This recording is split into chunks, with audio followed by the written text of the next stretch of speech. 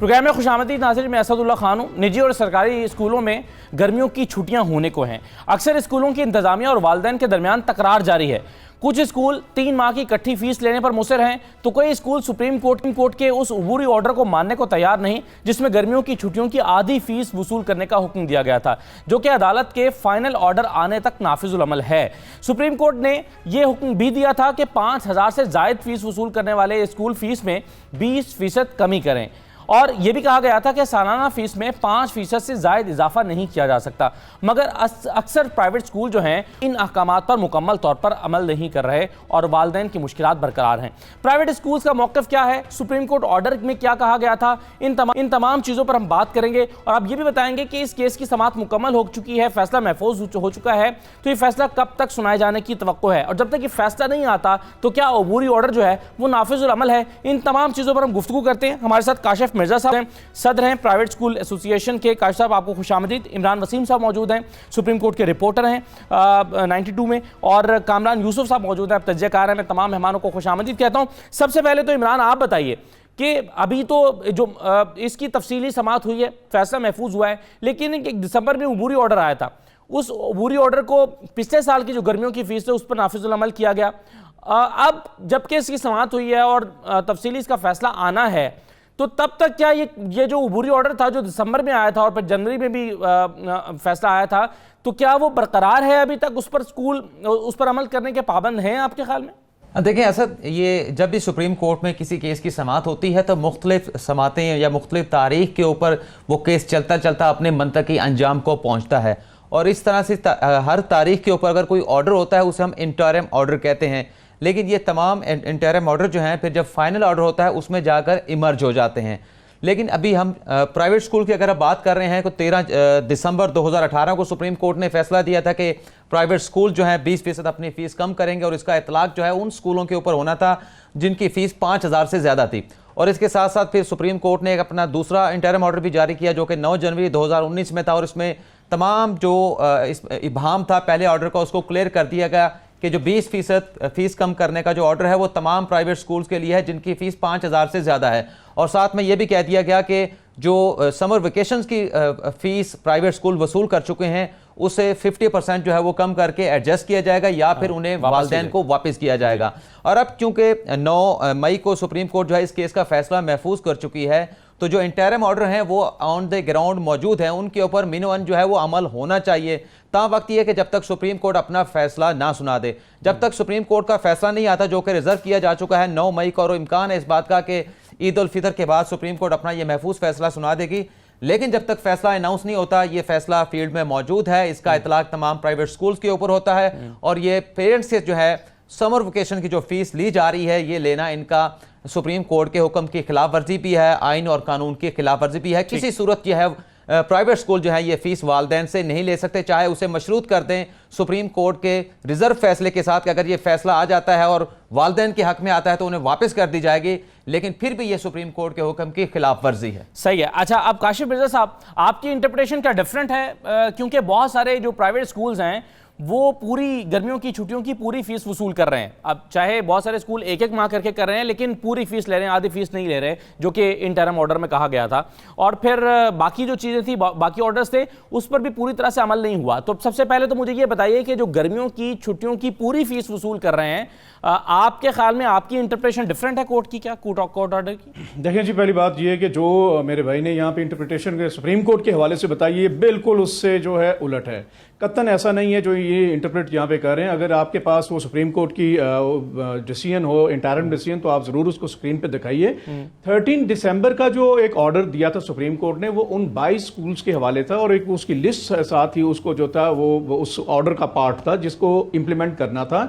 और ये उनको एक सजा के तौर पर दी गई थी। जब कोर्ट के नॉलेज में ये लाया गया था कि उनकी कुछ स्कूल्स ने तामील नहीं की, तो ये एक उन 22 स्कूल्स को सजा थी कि वो एक फाइन के तौर पर वो 22 स्कूल जो हैं वो अपनी जो समर वेकेशन की थी उसकी 1 माह की जो फीस थी उसको एडजस्ट करेंगे और 20% जो अपनी फीस है वो फौरी तौर पे उसको रिवर्स करेंगे। तो ये ऑर्डर था पहला जो 13 दिसंबर 2018 का था। अच्छा, जब ये आया तो इस पे उन 22 स्कूलों ने कंप्लाइंस की और फिर कंप्लाइंस रिपोर्ट भी जो है कोर्ट में दाखिल हुई। अच्छा, इसके बाद चूंकि एक मैथ्स लेवल के ऊपर मीडिया पे एक चीज़ें सर्कुलेट कर रही थी तो फिर सुप्रीम कोर्ट ने जनवरी में फिर दोबारा इसको तो इसकी वजाहत दी और उसमें ये वजाहत में आया कि ये जो डिसीजन था ये 5,000 रुपया फीस से ऊपर के लिए अप्लाई होना था। 20% फीस की जो है रिवर्स करने को, 20% फीस की मैं बात कर रहा हूं। लेकिन समर वेकेशन की फीस की वापसी उन 5,000 से ऊपर उन 22 स्कूलों के अलावा किसी के ऊपर अप्लाई नहीं होना था और ना हुआ।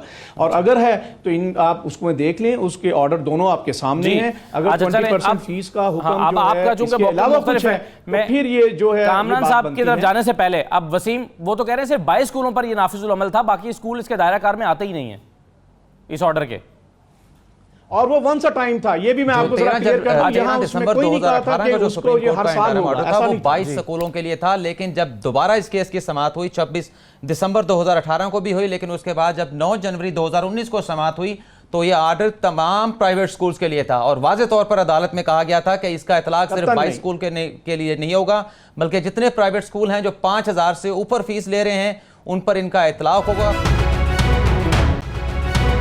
कोर्ट ऑर्डर में यह वाज़ेह किया गया था कि इसका इतलाक 22 पे नहीं है, तमाम प्राइवेट स्कूल्स पर इसका इतलाक होगा। बिल्कुल, कोर्ट ऑर्डर में वाज़ेह तौर पे ये लिखा हुआ।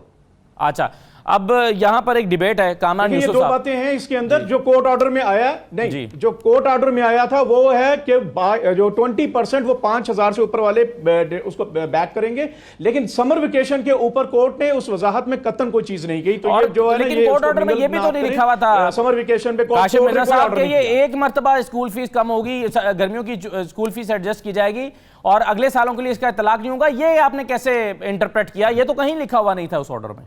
नहीं, देखें, जब तक कोर्ट ने इसका इतलाक वाज़िया कर दिया कि ये इस तरह किया जाए, दैट्स ऑल। इसके बाद कोर्ट ने कतन नहीं कहा कि हर साल ये होगा, ये कहीं नहीं है। लिहाजा जहां तक कोर्ट ने कहा वहां तक उसकी कंप्लाइंस होगी। वो 22 स्कूलों के लिए थी, कंप्लाइंस हो गई।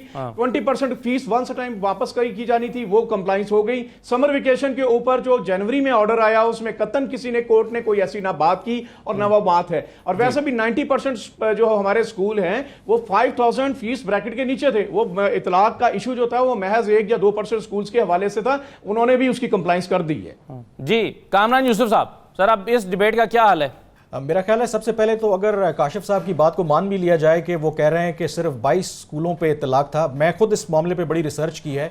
वो जो 22 स्कूल जो बड़े स्कूल हैं, जो बड़ी उनकी फीसें हैं, उनमें भी बहुत से स्कूल हैं जिन्होंने इंप्लीमेंट नहीं किया था। और इसकी मिसाल एक बहुत बड़ा यहाँ पे स्कूल है, मैं नाम नहीं लेता उसका। जब ये दिसंबर में ऑर्डर आया और उसके बाद जब जनवरी या फरवरी में फीसें आई, फॉर एग्जाम्पल एक स्कूल की फीस एक महीने की कोई 16,500 रुपए थी, लेकिन जब सुप्रीम कोर्ट के ऑर्डर के बाद वो रिवाइज उन्होंने फी चालान भेजा तो पेरेंट्स देख के हैरान हो गए कि फीस 16,500 अपनी जगह पे मौजूद थी। लेकिन उसके साथ उस स्कूल ने चालाकी क्या की कि एक साथ प्रोविजन ऐड कर दी कि हमारी एक्चुअल जो फीस थी वो तो कोई 50,000 रुपए थी, हम तो आपको पहले ही डिस्काउंट दे रहे हैं 20% क्या उससे ज्यादा कहीं डिस्काउंट दे रहे हैं। और उसके अलावा जब उनसे यह कहा गया कि आपने जो समर वेकेशन की फी एडजस्ट करनी थी उसका क्या बना, तो उन्होंने ये कहा कि हम बुनियादी तौर पर जो स्कूल की फीस होती है वो आपसे इंस्टॉलमेंट में लेते हैं, वो 12 महीनों में करके लेते हैं, तो इसलिए कोई सेंस बनती ही नहीं है। तो काशिफ साहब का ये कहना कि तमाम स्कूलों ने इत्तलाक किया है, ये कतन गलत है। और इसके अलावा जो दूसरा पहलू ये है कि जिन स्कूलों ने इत्तलाक किया, कुछ स्कूल हैं यकीनन उन्होंने 20% कटौती भी की और जो समर वेकेशन की फी एडजस्ट भी की, लेकिन उसके बदले उन्होंने किया क्या? मैं एक और बहुत बड़े स्कूल को जानता हूं, वो टॉप 3 में आता है। उन्होंने क्या किया कि उन्होंने उसके बदले में जो अपनी तमाम जो लेट्स से जो स्पोर्ट्स कोऑर्डिनेटर थे, जो एक्स्ट्रा करिकुलर एक्टिविटीज थी, जो तमाम वो मामलात थे, उनको उन्होंने खत्म कर दिया, क्योंकि उन्होंने कहा जी हम अब अफोर्ड नहीं कर सकते।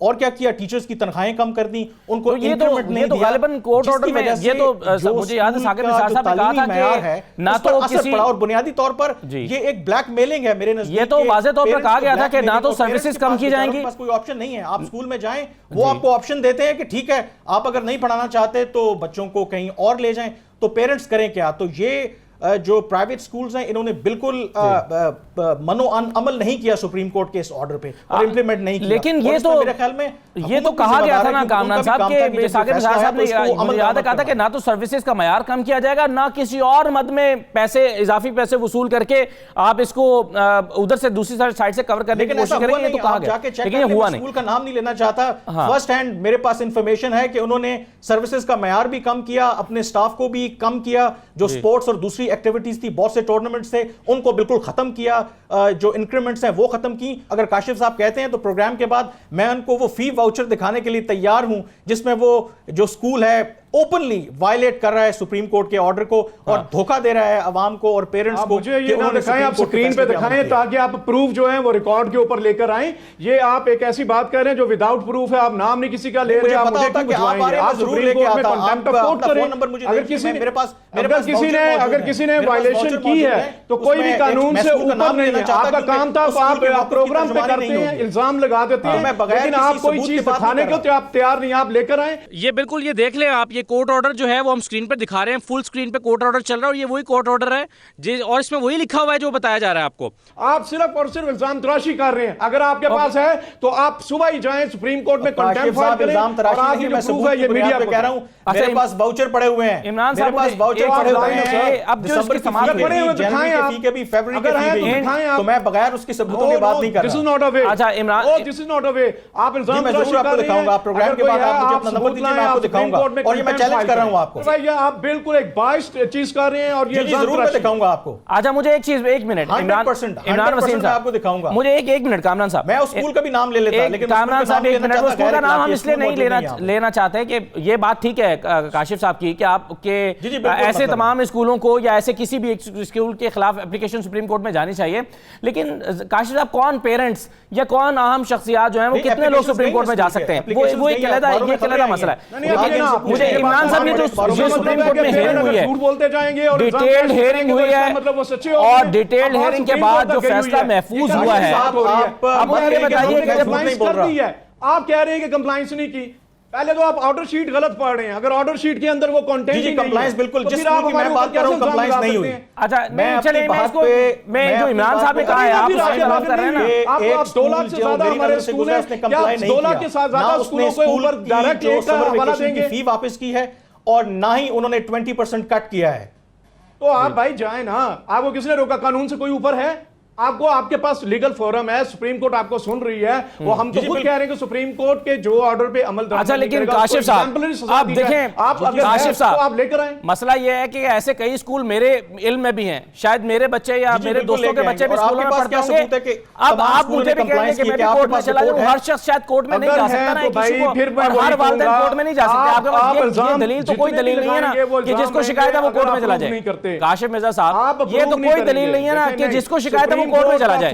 इसका ये तो आप हम लोअर कोर्ट से, पाकिस्तान के अगर हर प्राइवेट स्कूल में मसला है और हर पेरेंट्स के साथ मसला है तो वो सब लोग तो कोर्ट में नहीं जा सकते ना। नहीं है, कतई नहीं है। आप गलत बयानी कर रहे हैं या आपके पास कोई प्रूफ नहीं है, आप सिर्फ मिलाइन कर रहे हैं। हमारा मीडिया ट्रायल हो रहा है, हमारी कंट्रीब्यूशन ही काशिफ साहब क्यों कर रहे हैं? क्या सब ऐसे इशू पर अगर वो इशू ही नहीं है, अगर स्कूलों में ये मसला नहीं है तो हम क्यों करेंगे? आप जैसे एलीट क्लास पेरेंट्स की आई हैं, किसी आम स्कूल की नहीं है। पोजीशन होल्डर पिछले 30 से 40 सालों से आम स्कूल वाला है। 98% 5000 की फीस ब्रैकेट के नीचे है। आप लोग को तो आज तक तो फीक नहीं होती। एक मिनट काशिफ साहब, 25 से ज्यादा टैक्स हम दे, 15 लाख टीचर्स को रोज केस को कवर करते रहते हैं हमारे पास। काशिफ साहब एक मिनट, आप लोग बैठ के हमें बलजाम तराशी करें। आपके पास कोई राइट नहीं है कि तालीमी इदारों आपको बुलाया ना, आपका मौक़िफ़ बुलाया, नाम गलत इस्तेमाल और जहां काशिफ मिर्जा साहब कोर्ट की रूलिंग के ऑर्डर के ऊपर अमल दरामद नहीं कर रहे। इस तरह की शिकायत हमें रोज सुन भी लेना किसी की बात। काशिफ साहब किसी की बात नहीं सुनेंगे तो कैसे होगा यार? बताना हमारा फर्ज नहीं है, भाई रिपोर्ट कर सकते हैं। आप प्रोग्राम में किसी की बात नहीं सुनेंगे तो कोई कैसे आर्गुमेंट देगा? आप तो किसी की बात ही नहीं सुन रहे काशिफ साहब, किसी की बात तो सुने ना। वो इमरान वसीम भी कुछ कह रहे हैं, उनका मौक़िफ़ तो सुने। मैं तो कह रहा हूं प्रूफ लाएं, प्रूफ आपके पास है नहीं। अच्छा प्रोग्राम के ऊपर आप इल्जाम लगा रहे हैं। अच्छा सुने तो ना जी इमरान, ये जो कोर्ट में इसकी डिटेल हियरिंग हुई है जिसका फैसला महफूज हुआ है, काशिफ साहब को चुप कराएं, मैं उनको बताता हूं जी, सबूत देता हूं, मैं जरा चुप कराएं जरा। इमरान इमरान वसीम। काशिफ साहब, मैं क्यों चुप रहूं?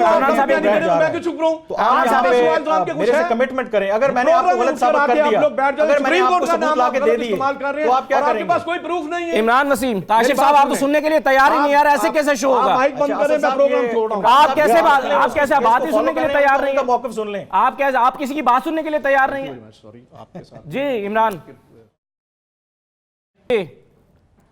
इमरान देखिए, वसीम। जब दलाइल नहीं होते तो फिर झगड़ा हो जाता है। हाँ, तो सुप्रीम कोर्ट में हमने सारा केस कवर किया है, और जब ये सुप्रीम कोर्ट के फैसले, चाहे वो 13 दिसंबर 2018 को हो या 9 जनवरी 2019 का हो, इन फैसलों के बाद जब इस पर इम्प्लीमेंट नहीं हुआ, तो आपको पता है कि हमारे साथी जो जर्नलिस्ट दोस्त हैं वो लाहौर में भी मौजूद हैं, कराची में भी हैं, कोयटा में भी हैं, मुख्तलिफ शहरों के अंदर वो उनके बच्चे भी प्राइवेट स्कूल में पढ़ते हैं। तो इस तरह से हमें कोई दर्जनों दोस्तों ने जो है वो इस्लामाबाद से बाहर जो है वो राब्ता किया, और वो यही कह रहे हैं कि प्राइवेट स्कूल सुप्रीम कोर्ट का जो ऑर्डर है उसके ऊपर इंप्लीमेंट नहीं कर रहे हैं। आप उनके सामने फैसला रखते हैं। मुझे अफसोस है, अब काशिफ मिर्जा साहब एक तो किसी की बात सुनने के लिए तैयार नहीं है, और दूसरी बात यह है वो ये कह रहे हैं आप स्कूलों का नाम लें। अब ये हमारे सहाफती इक़दार और अखलाकियात इजाजत नहीं देती हैं कि अगर किसी स्कूल का नुमाइंदा यहाँ पर मौजूद नहीं है तो हम उसका नाम लें।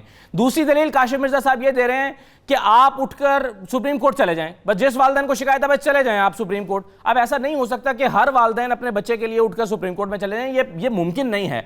तो अब ये दलील दे देना कि आप या तो सुप्रीम कोर्ट चले जाएं और फिर ये कह देना कि जी आप स्कूल का नाम बताएं, तो ये दोनों चीजें मुमकिन नहीं हैं। अब सिर्फ अपना शोर करते जाना और किसी की बात ना सुनना, ये भी शायद अखलाकी तौर पर ठीक नहीं है, और ऐसा तभी होता है जब आपके पास दलाइल कम पड़ जाते हैं। बहरहाल इमरान, आपका बहुत शुक्रिया। एक मुख्तसर ब्रेक लेना, नाज़रीन ब्रेक के बाद वापस आते हैं। आज कौमी असम्बली में भी इसी किस्म का झगड़ा हुआ।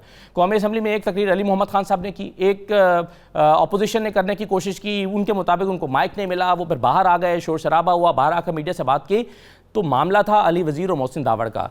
क्या दोनों जो पार्टीज़ हैं, अपोजिशन और हुकूमती पार्टीज़, उनका मौक़िफ़ क्या था और झगड़ा किस बात पर हुआ, और आईनी और कानूनी तौर पर अब रास्ता क्या है कि अली वज़ीर और मोहसिन दावड़ के साथ कानूनी तौर पर क्या होगा, क्या होना चाहिए, उनका मुस्तकबिल क्या है। एक मुख्तसर ब्रेक लेते हैं, ब्रेक के बाद इस पर बात करते हैं।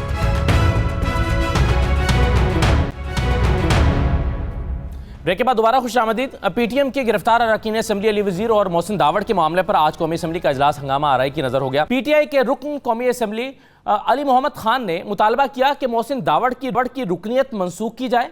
उन्होंने क्या कहा, जरा सुनिए। जो पाकिस्तान के इदारे, पाकिस्तान की रियासत, पाकिस्तान के झंडे की तौहीन करते हैं, जिनके जलसे में पाकिस्तान के झंडे को आने तक नहीं दिया जाता, उनसे ये सवाल तो करें, उस शख्स से, इस असेंबली के इस मेंबर से मेरी दरख्वास्त है, ये सवाल तो करें, तुम्हारे झंडों में पाकिस्तान के खिलाफ, पाकिस्तान की फौज के खिलाफ, पाकिस्तान के झंडे के खिलाफ बात क्यों की जाती है, जिसकी वजह से पाकिस्तान में अफरा तफरी फैले, जिसकी वजह से पाकिस्तान में फसाद पिलर्स फैले, उसको इस ऐवान में बैठने का कोई हक हासिल नहीं। उसकी मेंबरशिप कैंसिल की जाए और उससे पूछा जाए कि तुम्हारी हरकत की वजह से बेगुनाह पाकिस्तानों की लाशें क्यों गिरी। अली मोहम्मद खान की इस गुफ्तगू के दौरान अपोजिशन के लोग जो हैं वो अपनी नशस्तों पर खड़े हो गए, उन्होंने एहतजाज किया जैसे कि आपने अभी देखा भी, और फिर बाहर आ गए। बिलावल भुट्टो जरदारी ने बाहर आकर मुतालबा किया कि अली वज़ीर और मोहसिन दावड़ के प्रोटेक्शन ऑर्डर जारी किए जाएं। बिलावल भुट्टो जरदारी क्या कह रहे थे, ये भी जरा सुन लीजिए। ये ना सिर्फ सिलेक्टेड ऑपोजिशन चाहते हैं, इस्लामाबाद से लेके फाटा तक। मैंने कल प्रेस कॉन्फ्रेंस में मुतालबा किया कि जो अली वज़ीर साहब है उनका प्रोडक्शन ऑर्डर दिलवाए। मैंने खत भेजा कि अली वज़ीर साहब MNA south Waziristan and Mohsin Dawar साहब MNA वज़ीरिस्तान से हैं, उनका प्रोडक्शन ऑर्डर्स दे। मेरे पास रिसीट है रिसीवेबल का, लेकिन आज नेशनल असेंबली में हमसे झूठ बोला और कहा कि उनको ये खत नहीं मिला। आज का इजलास हंगामा आराई के बाद मुलतवी कर दिया गया। मोहसिन दावड़ और अली वज़ीर पर लगने वाले संजीदा नौयत के इल्जामात के बाद क्या उनके प्रोटेक्शन ऑर्डर जारी हो सकते हैं या उनकी रुकनीत मनसूख होनी चाहिए? कानून क्या कहता है, रिवायात क्या कहती हैं, इसी पर अब हम गुफ्तगू करेंगे। हमारे साथ शाहिद लतीफ़ साहब मौजूद हैं, इन्हें तजज़ियाकार शाहिद लतीफ़ साहब बहुत शुक्रिया। कामरान यूसुफ साहब हमारे साथ मौजूद हैं और इस पर हम ज़रा इलेक्शन कमीशन के हवाले से कमर दिलशाद साहब की राय भी मालूम करेंगे। सबसे पहले तो शाहिद लतीफ़ साहब, ये आप अपोजिशन का मुतालबा है कि इनके प्रोटेक्शन ऑर्डर जारी किए जाएँ और एक इंक्वायरी कमीशन बनाया जाए, इंक्वायरी करे क्या हुआ है, और हुकूमती बेंचेस से हमें यह मुतालबा सुनने को मिल रहा है कि इनकी रुकनीत मनसूख कर दी जाए। क्या होना चाहिए आपके ख्याल में? देखिए, मैं समझता हूं कि इंक्वायरी की जो बात है वो तो बचा है, मगर हमें यह भी नहीं भूलना चाहिए कि पिछले दिनों जो DG ISPR की प्रेस कॉन्फ्रेंस थी उसके अंदर उन्होंने सीधे सीधे इनके ऊपर जो इल्ज़ामात लगाए थे और उन्होंने कहा था इनके शवाहिद मौजूद हैं। मुझे इस पर भी अफसोस है कि जब उन्होंने ये कहा था देयर टाइम इज अप, अब उनका वक्त खत्म हो गया, उसके बाद क्या हुआ? 1 महीने से ज्यादा हो गया ना। तो जो लोग इतनी शदीद किस्म की संगीन दहशतगर्दी में मुलव्वस हों और कौम के खिलाफ जो है वो इस तरह के मामले और उनके सबूत आपके पास मौजूद हों, गद्दारी के सबूत आपके पास मौजूद हों, तो फिर मुझे बताएं कि इसमें देर किस बात की है? क्या ये हुकूमत का फर्ज नहीं बनता बजाय इसके कि वहां खड़े होकर धुआंधार तकरीरें करें? वो सीधा सीधा पार्लियामेंट में डीजी ISPR को बुलाएं, उन्हें कहें जनाब ब्रीफिंग दें और जो सबूत आपके पास मौजूद हैं वो पेश करें और फौरी तौर पर इनको पकड़ा जाए। यानी जो सबूत उनके पास मौजूद हैं, क्या इसमें कोई दो राय है कि उनमें कोई शक्को शुबात नहीं हो सकते? वो लामशोर कि वो ISI ने इकट्ठे किए हैं सबूत, जो कि दुनिया में मशहूर है इंटेलिजेंस एजेंसी। तो हम ये ढील क्यों देते हैं? हम इन मामलों में लैतो लाल क्यों करते हैं? हम देर क्यों लगाते हैं? क्या आप फिर से MQM वाला किस्सा जो है वो रिपीट करना चाहते हैं? दहाइयां बीत गई और MQM ने पाकिस्तान के साथ क्या किया, उनके लीडर ने। मैं सारे MQM की बात नहीं करता, वो एक सियासी पार्टी है। यही मामला हम PTM के बारे में भी कहते हैं कि जो लोग जो हैं वो जिनके अज़ाइम पाकिस्तान के खिलाफ नहीं हैं, वो हमारे साथी भी हैं और फाटा के लोग हैं, इज्जत वाले लोग हैं, बड़े बहादुर लोग हैं। उनके ऊपर कोई इल्जाम और उनके ऊपर कोई सख्ती नहीं होनी चाहिए। मगर जिन लोगों ने इस तरह की हरकत की है और जिनके बारे में सबूत हैं, क्या उनके बारे में भी रवैया हम इख्तियार करेंगे?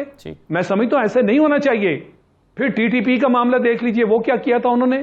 उनके साथ हम मुज़ाकरात के मामले में कितने साल हम भुगतते रहे और हमारे मजहबी जमातों के कुछ लोग थे जो कहते थे जी भाई हैं, भटक गए हैं, इनको मना लो, और हम मुज़ाकरात में उनके साथ बैठे रहे। फिर एक वक्त आया तो आप जब हमें फैसला करना बड़ा पड़ा। आसान रास्ता है कि अगर डीजी ISPR पार्लियामेंट में आकर ऑपोजिशन को मुतमईन कर दें और सबूत फराहम कर दें, तो शायद ऑपोजिशन भी ये मुतालबा तर्क कर देगी कि इनके प्रोटेक्शन ऑर्डर जारी किए जाएं और शायद वो वही मौक़िफ़ इख्तियार कर ले जो मौक़िफ़ हुकूमत का है। तो ये बड़ा आसान रास्ता आप सजेस्ट कर रहे हैं। मैं कंवर दिलशाद साहब मेरे साथ मौजूद हैं। कंवर दिलशाद साहब, सबसे पहले तो ये कहिएगा, ये जब कोई शख्स, कोई रुकन कौमी असेंबली गिरफ्तार होता है, तो किस नौयत के इल्जामात के बाद उसके प्रोटेक्शन ऑर्डर जारी रहने की गुंजाइश होती है और किस ऑर्डर के, किस नौयत के जब इल्जामात होते हैं तो उस पर उसकी रुकनीत मंसूख होने की बात हो जाती है या रुकनीत मंसूख की जा सकती है? तो और अली वजीर और मोहसिन दावड़ जो है वो किस कैटेगरी में फॉल करते हैं आपके ख्याल में? असूली तौर पर मोहसिन दावड़ और अली वजीर ने जिस अंदाज से आर्मी के बारे में जो गुफ्तगू की है, तौहीद या मेल इस्तेमाल किए हैं, और इसी तरह ISPR ने मुकम्मल सबूत के साथ कौम के सामने का मुकदमा पेश कर दिया था। इन हालात में बड़ा आसान तरीका ये है कि हुकूमत पाकिस्तान की जहर है कि उन्होंने एक आर्मी को तौहीद की है और अपने हुकूमत के ऊपर रेट को भी चैलेंज किया और स्टेट को भी चैलेंज किया। इनको देखते हुए एक रेफरेंस जाएगा आर्टिकल 63(1)G के तहत स्पीकर कौमी असम्बली को। अच्छा, कौमी असम्बली के स्पीकर के पास ये रेफरेंस भिजवाना पड़ेगा और रेफरेंस भिजवाए हुक्मरान जमात के असर बाफहाज जो कौमी असम्बली के मेंबर है। बल्कि मैं तो सजेस्ट करूंगा कि नूरुल्लाह कादरी साहब जो हैं वज़ीर मज़हबी अमूर, उनकी वसातत से एक रेफरेंस जो है वो कौमी असम्बली के स्पीकर को भिजवा दी जाए।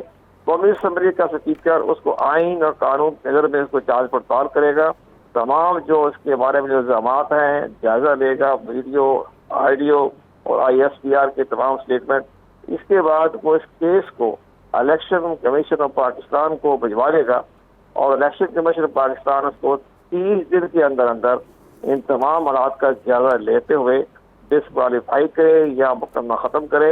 ये तमाम इख्तियारात इलेक्शन कमीशन ऑफ पाकिस्तान को मंजूर हो जाते हैं और इलेक्शन कमीशन पाकिस्तान अगर इनको समझे कि इन्होंने आर्टिकल 63(1)G की सख्त खिलाफवर्जी की है, वो इनको 5 साल के लिए सजा दे सकता है और साथ ही 5 साल के लिए ये नाइल हो सकते हैं।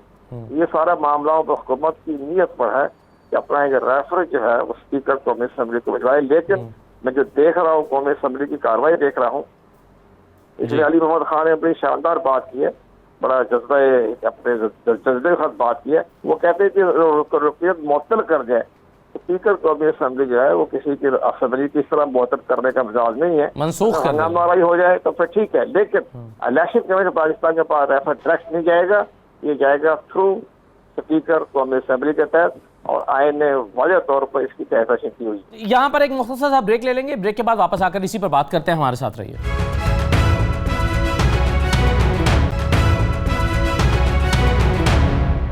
प्रोग्राम में दोबारा खुश आमदीद। कामरान साहब, ये अली वज़ीर और मोहसिन दावड़ ने जो उन पर इल्ज़ाम है जिसके तहत वो गिरफ्तार हुए हैं, अब उस पर ये तो अब संजीदा नौयत की दफ़ात, यानी या तो दहशतगर्दी की दफ़ात उनके ऊपर लग सकती हैं शायद, या उनके ऊपर जो है वो कत्ल की दफ़ात के तहत मुकदमा चल सकता है, क्योंकि बहरहाल अगर उनके इश्ताल दिलाने पर फायरिंग का वाक़या पेश आया है और कई लोगों की जानें गई हैं, तो बड़े संजीदा नौयत के इल्ज़ामात हैं। अब ऐसे में अगर संजीदा नौयत के इल्ज़ामात की तहकीक किए बगैर और किसी नतीजे पर पहुँचे बगैर अपोजिशन ये मुतालबा कर रही है कि उनके प्रोटेक्शन ऑर्डर जारी कर दें, तो ये मुतालबा आपको अपोजिशन का ठीक लगता है? मेरे ख्याल में ये बहुत अफसोसनाक पहलू है जो कौमी असम्बली में आज हुआ, क्योंकि ये पीटीएम का जो मामला है बड़ा हसास नौयत का मामला है और बहुत से ऐसे इश्यूज़ हैं। सियासत रोज़ हमारी जमातें करते हैं, हम भी करते हैं, लेकिन कुछ इश्यूज़ हैं जिन पे सियासत नहीं करनी चाहिए। अली मोहम्मद खान साहब ने जो भी कहा उनके जज्बात हैं, लेकिन यहाँ पे जज्बात से ज़्यादा मेरे ख्याल में ज़रा होशमंदी से काम लेना पड़ेगा, क्योंकि ये मामला इतना सेंसिटिव नौयत का है। जैसे शाहिद लतीफ़ साहब ने कहा, कमर दिलशाद साहब ने कहा और हवाला दिया DGISPR की प्रेस कॉन्फ्रेंस का 1 माह पहले। मेरे लिए सबसे बड़ी तशवीश की बात यह है कि आपका एक रियासती इदारा एक मौक़िफ़ है उसका PTM की क़यादत के बारे में, आपकी हुकूमत का एक मौक़िफ़ है, लेकिन दूसरी जानिब अपोजिशन जमातें अगर आप देखें उसमें पाकिस्तान मुस्लिम लीग नवाज़, Pakistan peoples party, JUIF, Jamaat Islami, हत्ता के जो अख्तर मैंगल साहब हैं जिन्होंने इमरान खान साहब को वोट दिया था वज़ीर आज़म के इंतखाब के लिए, वो रियासती इदारों और हुकूमत के मौक़िफ़ को मानने के लिए तैयार नहीं है। तो ये मेरे लिए सबसे ज़्यादा कंसर्न वाली बात है। हम इल्ज़ाम लगाते हैं कि बैरूनी ताकतें यकीनन पाकिस्तान में एनार्की पैदा करना चाहती हैं, लेकिन बैरूनी ताकतें उसी वक्त कामयाब होंगी जब हमारी अपनी सफ़ों में इत्तेहाद नहीं होगा। तो मेरा ख्याल में इस वक्त जज्बाती तकरीरों को छोड़कर हुकूमत को लीड फ्रॉम द फ्रंट करना चाहिए और इनिशिएटिव लेना चाहिए। लेकिन मेरे साथ शौकत यूसुफज़ई साहब भी मौजूद हैं। शौकत यूसुफज़ई साहब, क्या मुस्तकबिल है PTM के इन अरकान कौमी असम्बली का जिन पर बड़े संजीदा नौयत के इल्ज़ामात हैं और अपोजिशन ये मुतालबा कर रही है कि इनके प्रोटेक्शन ऑर्डर जारी होने चाहिए, तो इस पर हुकूमत क्या सोच रही है? देखिए, इनका जहाँ तक जब तक इन्होंने सियासत करनी थी इनको पूरा मौका मिला, इनको मेन स्ट्रीम में लाने की कोशिश की गई, इनके मुकाबले में हमने वो उम्मीदवार खड़ा नहीं किया। ये सोचती कि ये कौमी असम्बली में आएंगे, अपनी बात करेंगे, लेकिन ये रियासती इदारों के खिलाफ तो एक मुस्तकिल मुहिम चलाई, प्रोपेगेंडा चलाया, पुख्तूनों के नाम को इस्तेमाल करके एक्सप्लॉइट किया कि जी पुख्तून बहुत ज्यादा वो तो उसमें है। तो ये एक बात तो क्लियर है कि जहाँ जहाँ ऑपरेशन हुआ है, चाहे वो मलकन है चाहे वो फाटा है, तो जाहिर बात है कि वहाँ पे लोग सफर हुए हैं, इसमें कोई शक नहीं है, उनके नुकसानात हुए हैं, उनकी मुश्किलात में इजाफा हुआ है, लेकिन उसका हल क्या है? उसका हल ये है कि दहशतगर्दी खत्म हो गई है, अमन आ गया है। जिस तरह स्वात के अंदर सिविलियन रेट कायम हो गई है और लोग वहाँ अपना कारोबार दोबारा शुरू कर रहे हैं। पिछले साल तकरीबन 14 लाख के करीब लोग जो है विजिटर्स आए वहाँ पे, तो ये हल है। इसी तरह हल फाटा के अंदर भी है कि आप वहाँ पे डेवलपमेंटल काम शुरू करें, आप लोगों को जो नुकसानात है उसका अजाला करें और गवर्नमेंट ने 100 बिलियन रुपए हर साल रखे हैं, इसके 10 साल तक ये 100 बिलियन रुपए दिए जाएंगे ताकि जो वहाँ इंफ्रास्ट्रक्चर तबाह हुआ है वहाँ पे हॉस्पिटल बनाने, कॉलेजेस, यूनिवर्सिटियाँ सही और जो पहले बने ही नहीं है, तो वो चीजें अब तब होंगी जब वहाँ पे। अच्छा, अनफॉर्चुनेटली जी सही है, बिल्कुल आप हल तजवीज कर रहे हैं, लेकिन मैं ये कह रहा हूँ कि ये जो इनका जो एजेंडा है ना वो तो बड़ा क्लियर है कि वो बात करते हैं लेकिन हल उनके पास नहीं है, ना वो हल बताते हैं। हमने उनको कई दफा एंगेज करने की कोशिश की, मैं खुद 3 दफा उस मुज़ाकरात में बैठा रहा, गवर्नर हाउस में हमने मुज़ाकरात किए, स्पीकर हाउस में किए, उनसे ये कोशिश करते रहे कि जी आपको फंड की जरूरत है, आप अगर कहें तो आपकी स्कीमों को अगर आपकी जरूरत है उसको आइडेंटिफाई करें, लोगों की जो मुश्किलात है ताकि वो हल हो सके। ये कहते हैं कि जी पहले बात फौज निकले वहां से, ये मुतालबा तो दुश्मन भी कर रहा है जी। तो आप मुझे बताएं, और अगर फौज वहां से निकलेगी तो वो अमन जो बहुत मुश्किल से हासिल किया है वो शायद लतीफ साहब, वो फिर अमन कैसे कायम रह सकता है? अगर ये पहला मुतालबा मान लिया जाए कि फौज वहां से इनखलाओ भर क्यों हो, पूरे पाकिस्तान और पाकिस्तान का हिस्सा है, पूरे पाकिस्तान में फौज मौजूद है और खासतौर पर उन इलाकों में जहां पर दहशतगर्दी के वाकयात पेश आते रहे हैं और वहां से दहशतगर्दों को निकाल बाहर किया गया है, वहां से फौज को बाहर निकालकर क्या वहां पर दहशतगर्दों को दोबारा दावत दी जानी चाहती है? अब मसला यह है कि ये बड़ी सादा सी बात है शाहिद लतीफ साहब, ये अगर चलें पीटीएम का मुतालबा हो सकता है, किसी वो दुश्मन के हाथों में खेल रहे हैं, हो सकता है कि ऐसा ही हो, और ISPR ने तो कहा है कि ऐसा है, लेकिन ये बात हमारे बहुत सीनियर सियासतदानों को समझ क्यों नहीं आ रही? सियासत के लिए तो दीगर बेशुमार शायद लतीफ साहब मौजूआत हैं, कई चीजों पर सियासत हो सकती है, इकोनॉमी पे हो सकती है, डॉलर पे हो सकती है, बजट आने वाला उस पर हो सकती है, ये इतने सेंसिटिव इशू पर ऑपोजिशन की जमातें सियासत क्यों कर रही हैं? देखें, यही तो अफसोस है इस बात का कि हमारे जो लोगों के जो वहाँ पे हमने जिन लोगों को अपना स्पोक्समैन बना के भेजा है पार्लियामेंट में, जिन्हें लोगों ने वोट दिए और वहाँ भेजा, और ये उनके रिप्रेजेंटेटिव्स हैं, वहाँ पे लोगों के मसाइल हल होने चाहिए ना, लोगों के मसाइल पे बात करें। ये आपने सियासत एक ऐसी चीज पर जिसके ऊपर बेहद शक व शुबहात हैं और जिसमें नजर आ रहा है कि दुश्मन जो है वो अपना एजेंडा और अपना जो बयानिया है इनके जरिए उसको आगे लेकर चल रहा है। ये दुश्मन की जुबान बोल रहे हैं, रियासती इदारों के खिलाफ बात कर रहे हैं, पाकिस्तान के खिलाफ बात कर रहे हैं, और फिर अगर इनके बारे में वो जो सबूत जिसका मैं पहले भी जिक्र कर चुका हूं, अगर DG ISPR जो है वो सबूत तक आपके हवाले भी कर दें तो क्या उसका इंतजार नहीं करना चाहिए? और क्या हुकूमत को इन्हें बुलाकर वो सबूत पेश नहीं करवाने चाहिए? मैं समझता हूं इसमें हुकूमत की भी कमजोरी है, इसके ऊपर टाइम जाया ना करें। आप जानबूझ के ऑपोजिशन को मौका दे रहे हैं, और मुझे यह भी अफसोस से कहना पड़ता है कि ऑपोजिशन इस तरह का अगर तरीका इस्तेमाल कर रही है, और जो गद्दार को सपोर्ट करेगा वो भी गद्दार है। जब गद्दारी के सबूत मिल रहे हैं आपके सामने हैं, आप उनको सपोर्ट कर रहे हैं जी, प्रोटेक्शन ऑर्डर, आप ये क्यों नहीं कहते? आपकी डिमांड तो ये होनी चाहिए कि जनाब हम लोगों के रिप्रेजेंटेटिव हैं, हमारे सामने वो सबूत लाएं, और फिर आप हुकूमत के साथ मिलकर कहें कि इनके ऊपर गद्दारी का मुकदमा चलाओ और इनको सख्त तरीन सजा दो। हम ये तो नहीं कहते कि जो उनको सपोर्ट कर रहे हैं वो भी गद्दार हैं। चलें, थोड़ा सा ये शायद सख्त कमेंट हो जाए, लेकिन बहरहाल ये बहुत संजीदा मामला, आपने सही तवज्जो दिलाई। बहुत शुक्रिया शाहिद लतीफ साहब प्रोग्राम में शिरकत करने के लिए। ईशोज़ई साहब हमारे साथ मौजूद थे, कामरान यूसुफ साहब, तमाम मेहमानों को शुक्रिया। इजाज़त दीजिए, अल्लाह हाफ़िज़।